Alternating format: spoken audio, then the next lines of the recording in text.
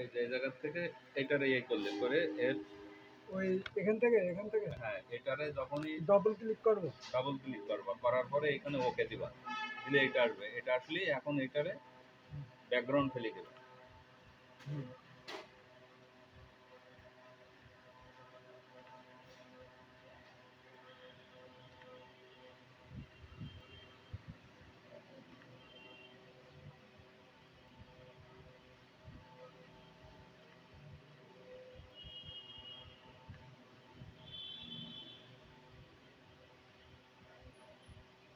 তাহলে ওই ওর থেকে গিয়ে এই যে আপনার ইথিন থেকে গিয়ে ওই ক্রোমের থেকেও তো ব্যাকগ্রাউন্ড ফেলানো যাবে, তাই তো? হ্যাঁ তাও যাবে।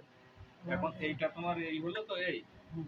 এইবার এই জায়গায় ফেলায় কন্ট্রোল শিফট এই ব্যাক স্পেস, এখানে এই কালারটা চলে এসেছে না, হুম। এখন তোমার ওই কালার না, এখানে ক্লিক করবা, কালার করার পরে এইটারে নামাবা, সাদা এইটারে সাদা করে নিতে হবে। এই যে এই সাদা করে দিবে, করে আবার কন্ট্রোল ব্যাক, এই okay, control shift backspace, back এই ব্যাক স্পেস দিলে এখানে সাদা হয়ে গেল।